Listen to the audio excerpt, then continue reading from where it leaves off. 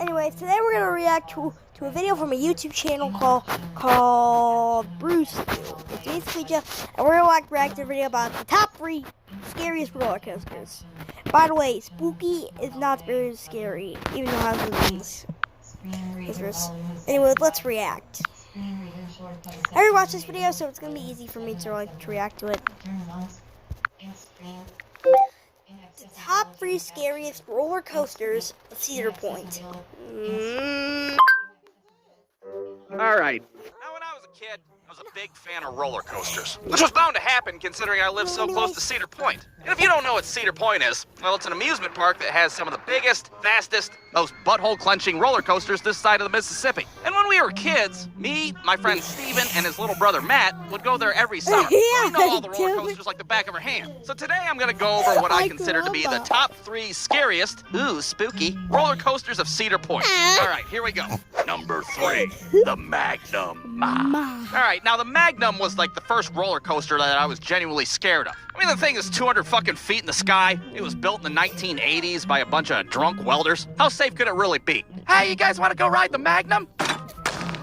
I think I'll pass. Well, you know, peer pressure's a hell of a thing. I can't look like a wuss in front of all my friends, so I agree to go on the goddamn thing. So me and Steven are up front. We make Matt's ass sit in the back by himself. Why do I always gotta sit by myself? Well, because 1, we didn't invent odd numbers, and 2, you're the little brother and you suck ass. That's why. So we start going up the hill, and I gotta say this roller coaster sounds like it's fucking falling apart from underneath us. It's all like clankety clank clank. We're all just sitting there in complete denial, like, it's supposed to sound like that, right? That's not the sound of a malfunctioning roller coaster, is it? Now, in the Magnum, it takes forever to get up the first hill, which is nice because it gives you plenty of time to get your affairs in order. Yeah, hi, Mom. If this thing collapses and I explode on impact, can you take care of my Tamagotchi for me? So up and up we go into the abyss. The whole time you're just sitting there thinking about how long ago the 1980s were. Good Lord, the 80s? What, did Ben Franklin design this fucking thing? Finally, we make it to the tippity top, and just when we're about to go over the edge, a fucking bug flies right into my mouth. So now as we're going down, I'm choking on a goddamn June bug or whatever the hell it is. I go to spit it out because, you know, physics and shit. My spit flings backwards and hits Matt right in the fucking face. So now for the rest of the entire ride, Matt's trying to strangle me from behind. I'm totally oblivious to what just happened. I'm thinking that he's just trying to assassinate me because I got the goddamn front seat. We get off the ride and I'm like, dude, what the hell is that all about? You fucking spit in my face like we're on a goddamn episode of Jerry Springer, that's what. So that's the Magnum. I'll give it a 10 out of 10. I would highly recommend it, especially if you want a snack on the way down. All right, the next one. Number 2, the Millennium Force. Now, the Millennium Force is pretty similar to the Magnum, except, you know, it's 100 feet taller, and it was made after the collapse of the USSR. So that's good. And to my 11-year-old ass, the Millennium Force was like the tallest thing in the world, which means my afraid of heights having ass was pretty hesitant to go on it the first time. Holy hell, we could get to the moon on that goddamn thing. I think I'm gonna pass on this one. Oh, come on, don't be a wuss. Shut the hell up, man. Nobody was talking to you. Your little brother ass. God, you're not even a real person. I'm just saying, like, what if we get like 2/3 of the way up, and all of a sudden the train stops, and then we're stranded hundreds of feet in the air because some asshole had to wear a goddamn GoPro on his head.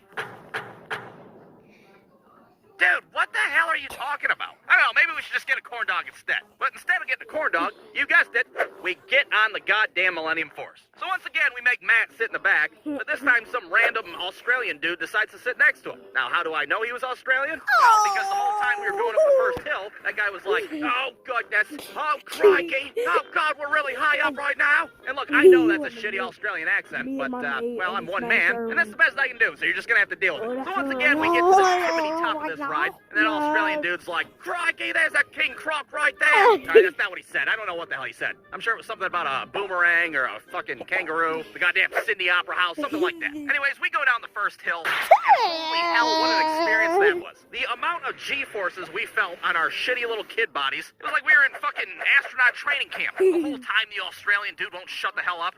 Oh, Vegemite sandwiches!